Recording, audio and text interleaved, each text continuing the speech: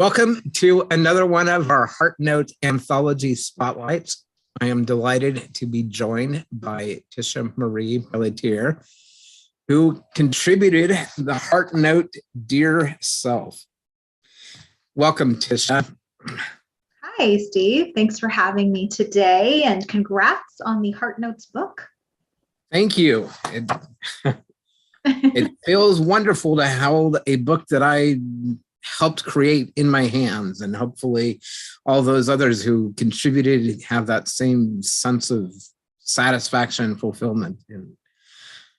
It's amazing. I've written a couple of books myself, and it's just the feeling of holding it in your hands and other people reading your work and coming back to you with their thoughts. And, it's the most beautiful thing. You're like, this is why I do it. This is exactly why I did this.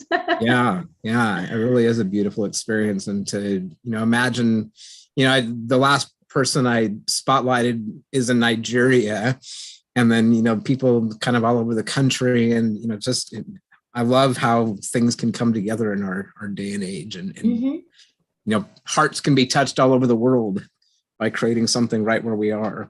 Absolutely. Collaboration. I'm big into collaboration. So I love that all of you, and I know Olivia really well, like she had asked me about contributing to your book. And I said, of course. So excited for all of you. Well, thank you. And tell me about your Heart Note. You wrote it in poem form. And tell me. Sure. So I wrote a poem called Do You Notice Me? And I will say years ago, I was dealing with just a lot of heavy. I'm definitely a words of affirmation type girl. My husband is not a words of affirmation. He is more of a quality time, acts of service. I'm also acts of service as well. Like that makes me happy. Sure.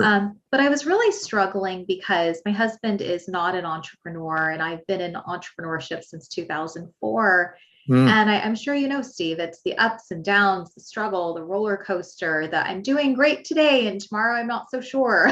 You just kind of just need that validation. And I think the hardest part just being married with him is that he was never going to be the raw cheerleader for me. And I expected that of him. And I had told him, I just want you to just be proud of me. And he's like, why do you think I'm not proud of you? I'm like, because you don't say it. Yes. You don't express it. You don't share it. And I think that years ago, I was dealing with something just pretty dark in my business. My business actually had gotten scammed, one of my businesses. And I was dealing with that emotionally. My confidence was lost. I wasn't sure if that was the path I wanted to be on. I was like, I don't think I can do this anymore. So dealing with a lot of those feelings. And I think that, the relationship I have, not just with my husband, but with my father, I was always seeking approval. I was always seeking this validation or this justification that I'm on the right path. I'm doing great things. It doesn't matter what everybody else thinks about me, as long as you know that I'm trying my best and I'm doing the best that I can, and that, that you're proud of me. Yes. And I really feel like that stems so much from just lack of self-care, if you will. And so this poem, Do You Notice Me? Literally, when you're like, it's in my head and it's got to come out on paper. It just has to make its way out into this world. I really felt like this was that poem for me. And it really, if anything, set my mind straight and encouraged me that, they can say they're proud of you all they want, but really, are you proud of you? And that was a big eye opener for me, Steve, was I proud of me? Absolutely. Yeah. And I hear you on so many fronts there. I'm also very much a word of affirmation person. You can do all kinds of other things, spend lots of time with me, whatever. But if there is no vocal words of affirmation, I'm like, I just feel kind of empty inside. Yeah. And along with that, and that was a big struggle for many, many, many years of my life, until I really started to practice and be really rigorous about my self-care routine. you know, and giving myself what I needed first rather than looking for it out there. Right. Right. It is so important. And I think that as I've gotten older, you know, I'm in my 40s, and I really feel like turning 40s was just my turning point of, I don't care anymore what you think about me. As long as I like me, I love me, I can hang out with me. And self-care, like you mentioned, has become such a big part of my routine. I don't apologize for it. I don't feel guilty about it. I'm like, if I'm not happy, how can I possibly make anyone else happy?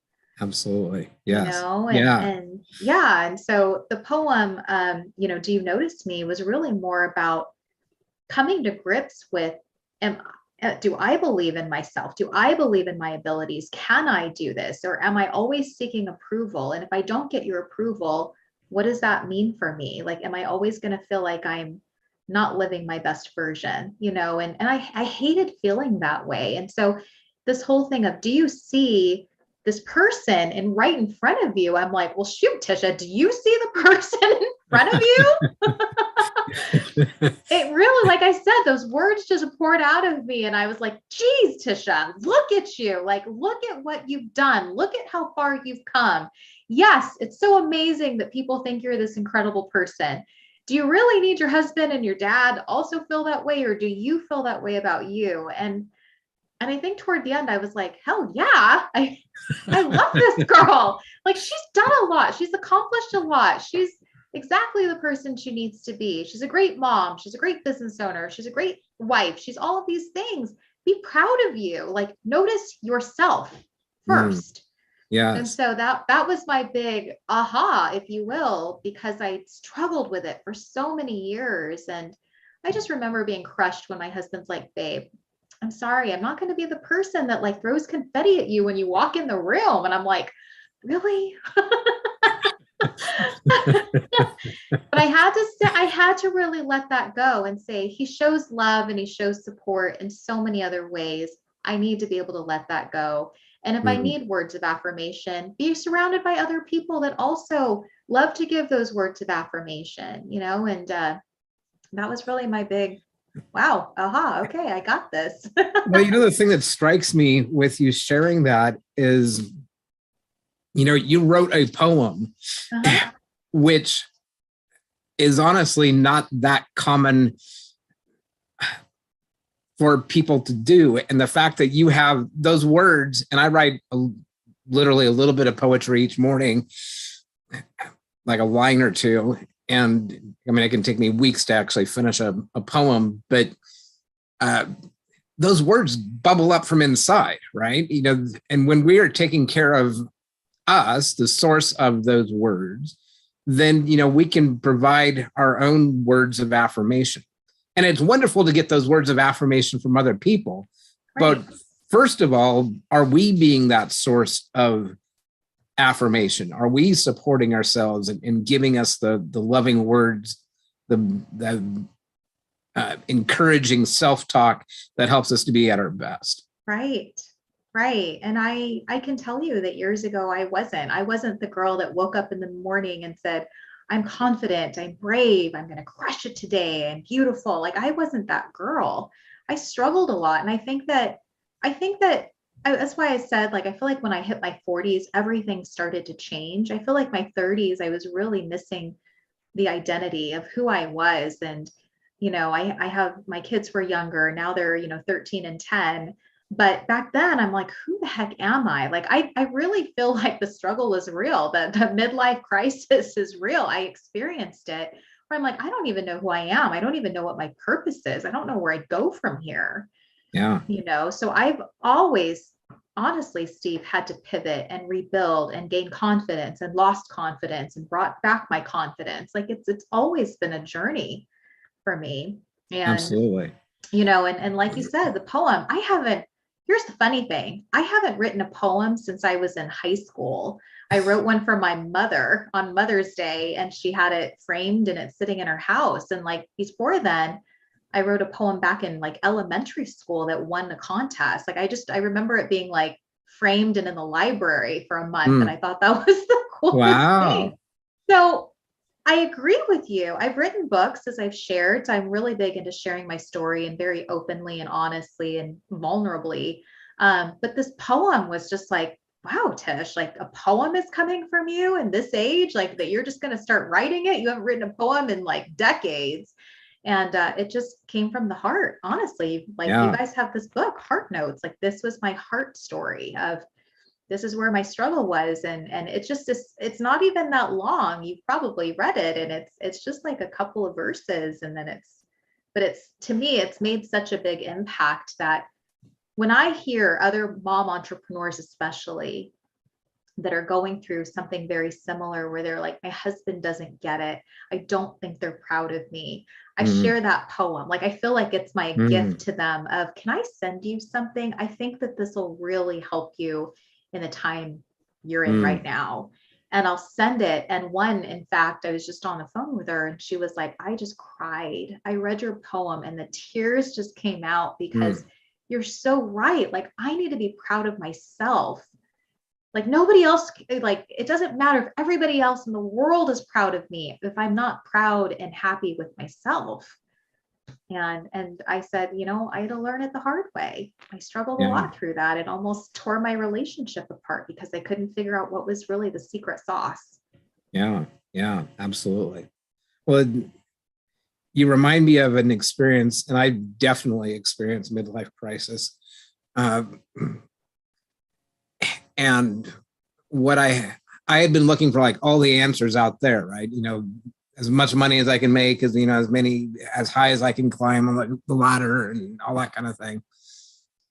And gave very little attention to this guy because I Mm-hmm. was so busy trying to take care of everything out there. And what I've recently come to understand is, there's a big world out there, which Mm-hmm. is one really cool, but also I can never fill it all up myself, but I can fill up me. I can take care of me and make sure that I'm full so that then when I do go out, and contribute to other people, I'm coming from a place of abundance, not from a place of scarcity. Right. Right. Yeah. And you just hit on a really great word, Steve. Abundance is my word of the year. Oh, It's, wow. and so here's the kicker. Like I was at Kirkland Home right before the holidays looking for a new painting, like a new picture. And on clearance, no doubt, was this painting that said, "Together we have it all." And I was like, Mm, oh my gosh, that is it. It's in my colors even of my bedroom, my bedroom decor. Like I'm snatching this up and I hung it above my bed so that every morning I wake up and I see that sign. And mm, it's just such a great reminder of I do have it all. I have the yeah. life that I want. I'm designing the life that I want, and it's so easy for us to not wake up with that gratitude. And I'm like, that's every day, wake up with that gratitude.